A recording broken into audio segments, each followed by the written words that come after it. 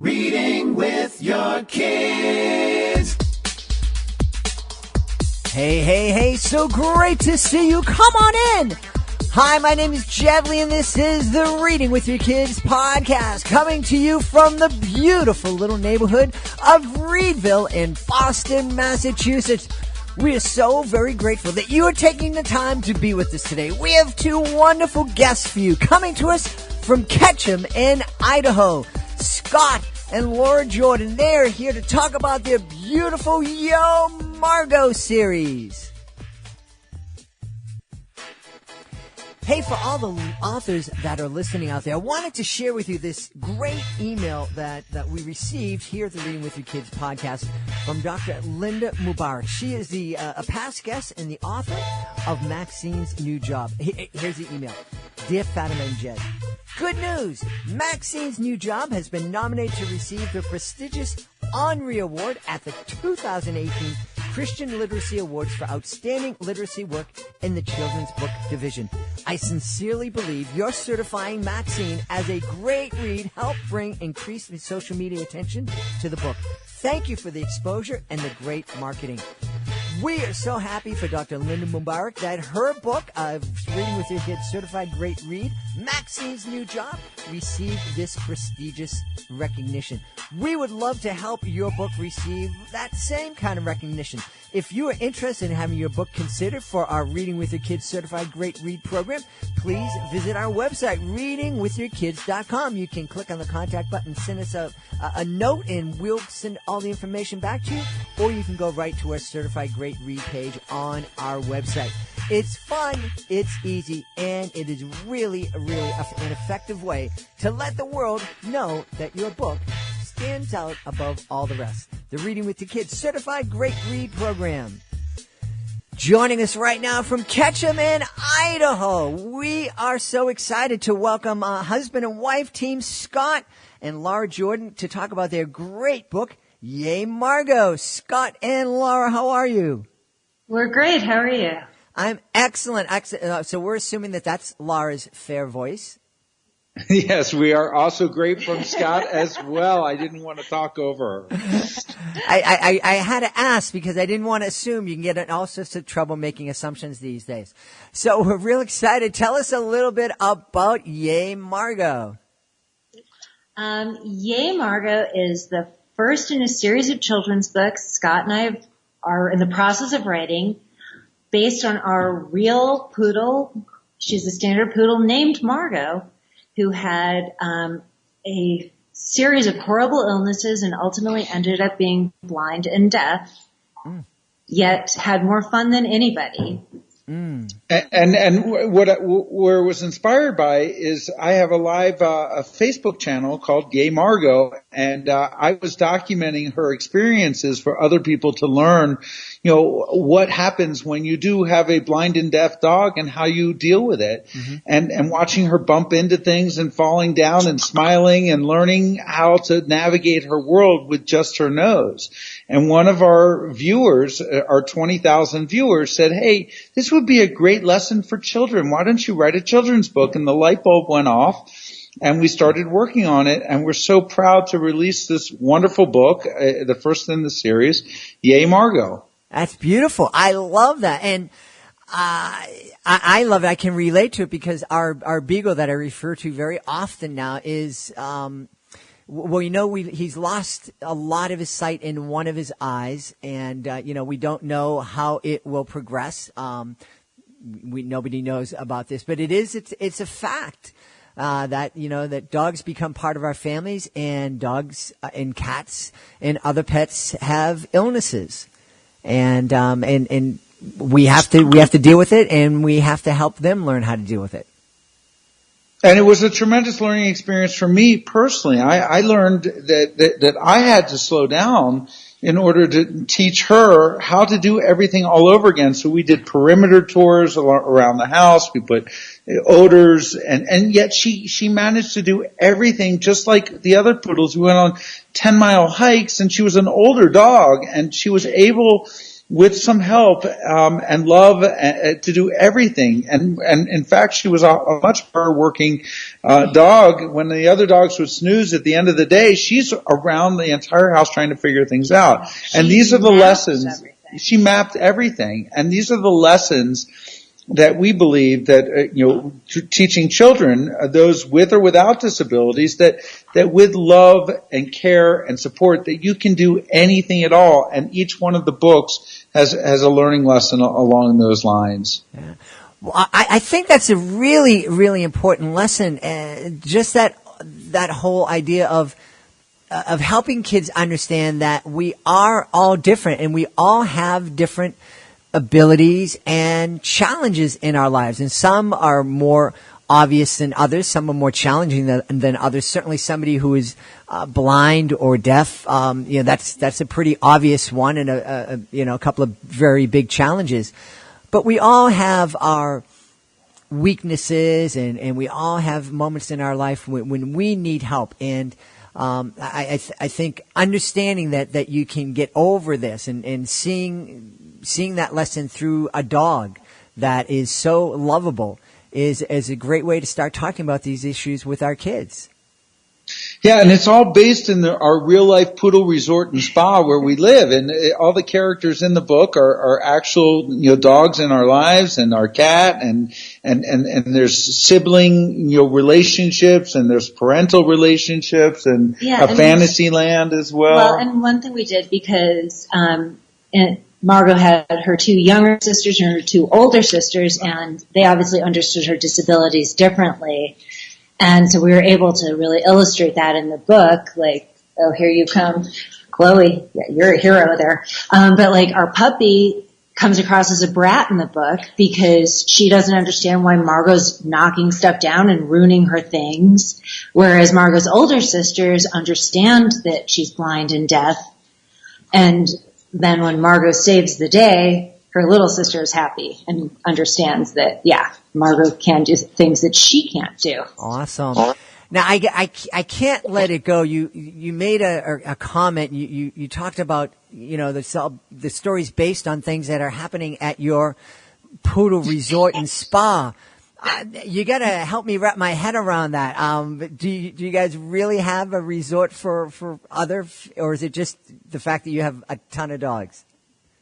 Well, we had 4 dogs, and we viewed our lives as supporting, the dogs. So we designed our house, around, the dogs. So there are water features on all the decks, and, everything is designed with the dogs in mind. But if you were to come and look at the home, which I can show you on Skype if you'd like, but, I know your viewers or listeners don't get the benefit of that, but the entire place is geared towards our lifestyle, and our lifestyle is geared around our animals. So we have called our home the Poodle Resort and Spa, so it was a natural fit when we decided to write the book and do the related merchandise, the puzzles, and everything else to just call it the Marvelous and Magical Poodle Resort and Spa. And I think we started calling it that when Scott realized we spent all day waiting on our poodles. And I think a lot of your listeners with dogs, if they think about, and your listeners with children, I mean, their primary function is to take care of their children or their dogs primarily. And once I kind of put myself in that mentality, the dogs play the leading role in all these books, and the humans are just extras. Extras, exactly. Yeah. Well, you bring up a good point. Not so much about putting dogs first in our lives, but I think a lot of people and a lot of families would kind of de-stress if they take the time to sit down and just state the fact that our first priority is our kids. Yes. And just to state that, just put that out there because families have so much stress and there's so many, they're being tugged and pulled this way and that way, work relations, family, extended family, community, and when a family is able to sit down and go, my kids are number one, and what my kids need, that's what I need to be. That's where my focus needs to be. That just makes a lot of those decisions easier because it's like, oh, I have to do this for the kids, but my work the kids come first. That's just the way it is. Exactly. And that's the premise. I mean, and what I discovered, we don't have children. Our dogs are our children. So we've learned, in my case, life lessons through the dogs. Laura was an early childhood, educator, and had a school, so brings that level of familiarity to this process. But for me, having to take care of a blind and deaf dog taught me so many lessons in life. It reminded me when my mother was very ill with ALS that she needed me, and that was the most important part and time of my life, to be there for her. And the lessons that I took away from that experience, I brought to the table when Margaux needed me. And what I was able to learn is that by dedicating myself to Margaux during that time, Margaux gave back tenfold in terms of, what she was willing to learn and how she was willing to live her life normally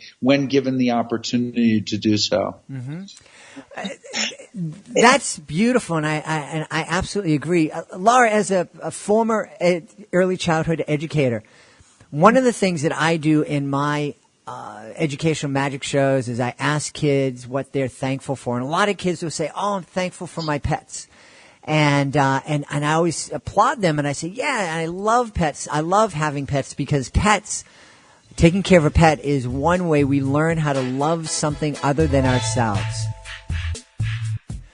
Before Scott and Laura answer that question, I want to tell you a little bit about that educational magic show that I was referencing. It's called We Choose Respect, and it inspires kids to be respectful, kind, and caring for each other. It's a really fun show. Like I said, one of the things I do is I ask kids what they're grateful for, and it's amazing all the wonderful things that they are grateful for.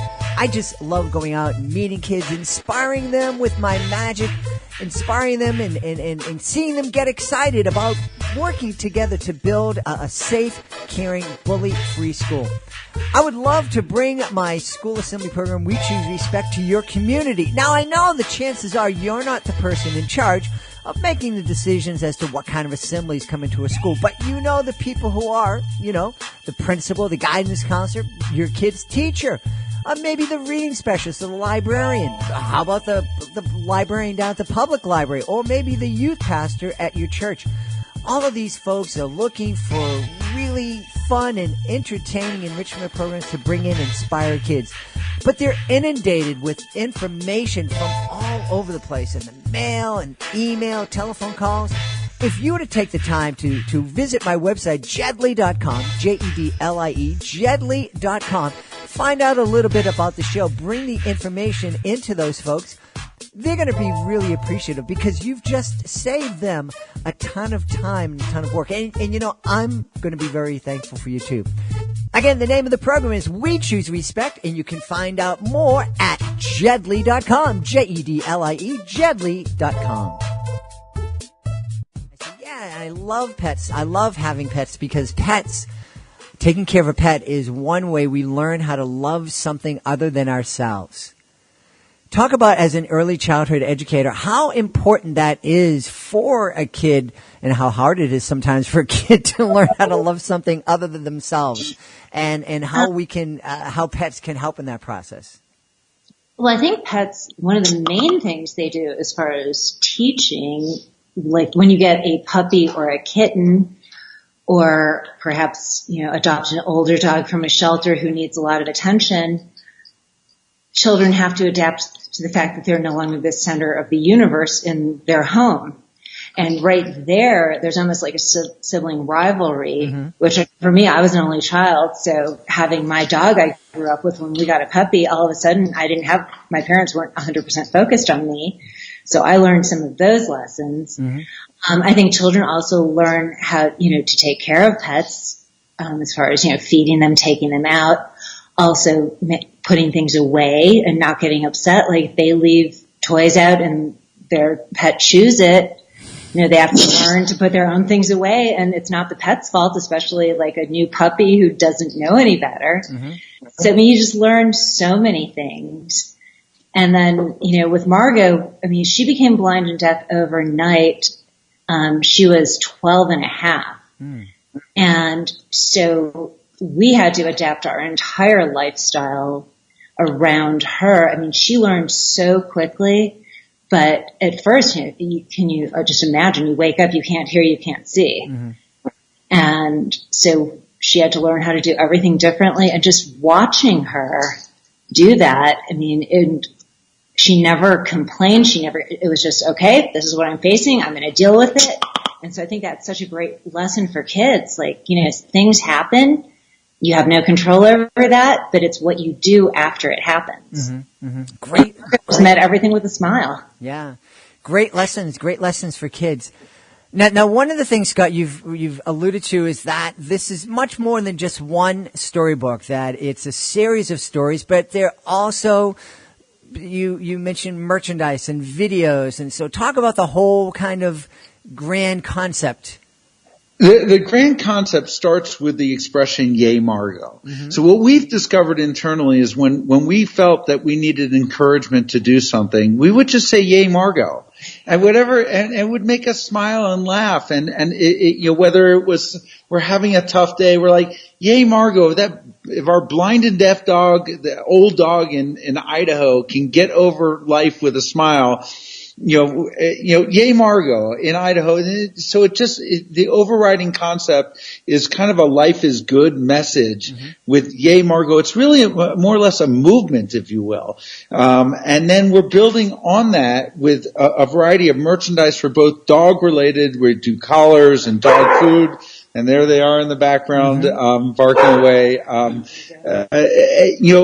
Dog related, but also for kids, from puzzles to toys to apparel, a whole series of related merchandise. But in addition, we're encouraging people to visit the Yay Margaux, and Margaux spelled Margaux, website, yaymargaux.com, and Yay Margaux Facebook to learn and watch pictures and videos of the images and of Margaux and the remaining dogs that we have now in live streams, and watch us on hikes and living our lives, happily and going back through some of the old images that we have and sort of, I'm not sure you're familiar with a website called The Dodo. It's these happy-go-lucky videos of dogs that are very viral. But we have a variety of those videos that we've collected over the course of 15 years while we've been recording videos of our dogs. So it's a multi-tiered approach in addition to, again, the children's books. And then as well, I've taken up photography. When you have a blind dog, they move a little slower. So I've had an opportunity to take really epic photography of both Laura walking Margaux in addition to the other dogs surrounded by the gorgeous mountains here in Idaho. And we're going to be coming out with photography books and do exhibitions as well. And we have 20 books already teed up for the children's book series as well. Wow.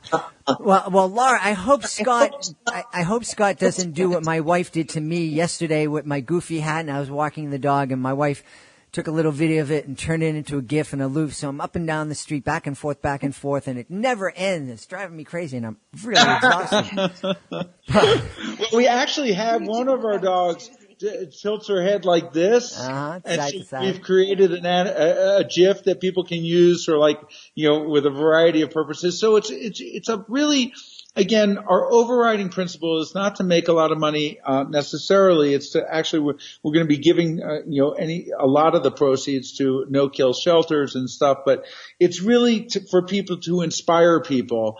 And with that expression, Yay Margaux, just to mean happiness and can-do spirit is really what it amounts to. I mean, we were really surprised when we found out from Margaux's followers when they started telling their stories about what she got them through. Because part of it, we were like, why is everybody, watching us feed Margaux and give Margaux her medicine every day and all this? And there was a lot of repetition.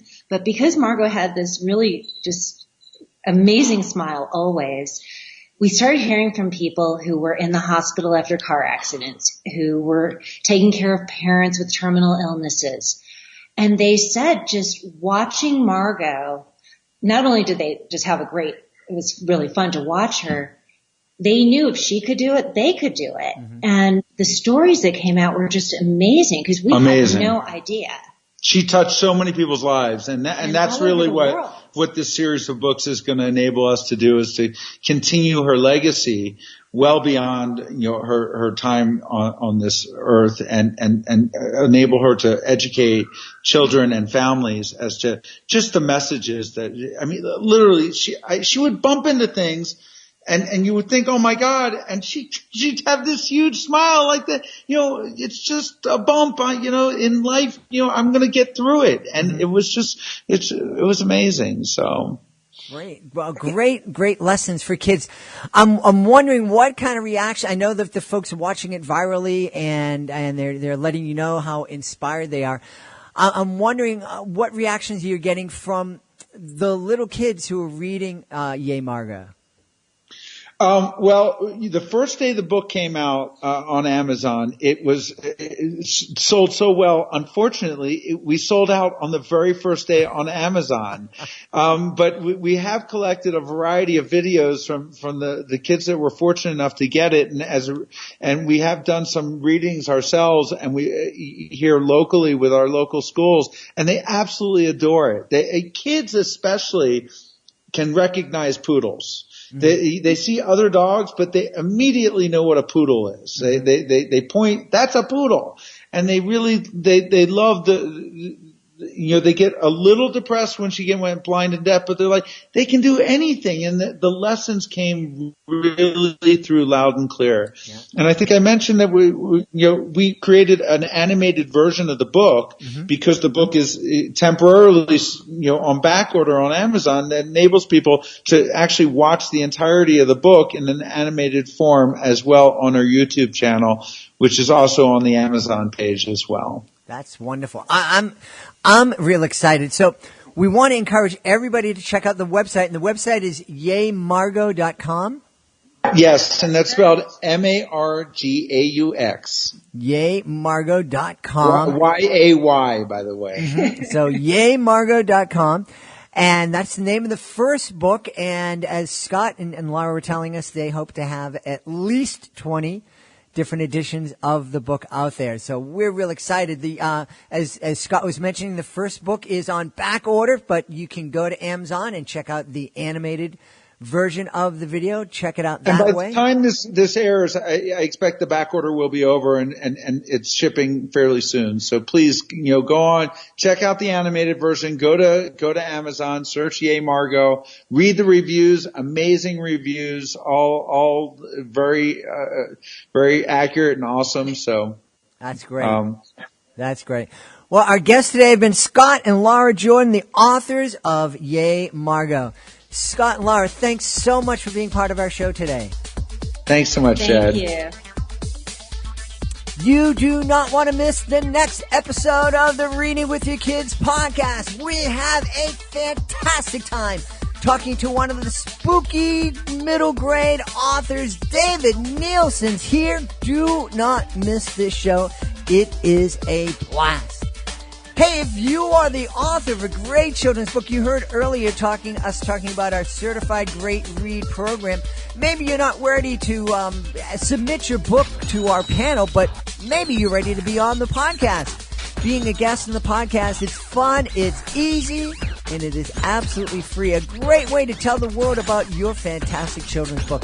All you need to do is to visit our website, readingwithyourkids.com. Click on the contact button. Let us know all about your great book. We'll let you know the next easy steps. Hey, want to thank Scott and Laura Jordan for being here today, telling us all about Yo Margaux. We also want to thank you. Thank you so much for taking the time to join us. And as always, thank you so much for taking the time to make the world a better place by reading with your kids. I'll be looking for you in the next edition of the Reading with Your Kids podcast.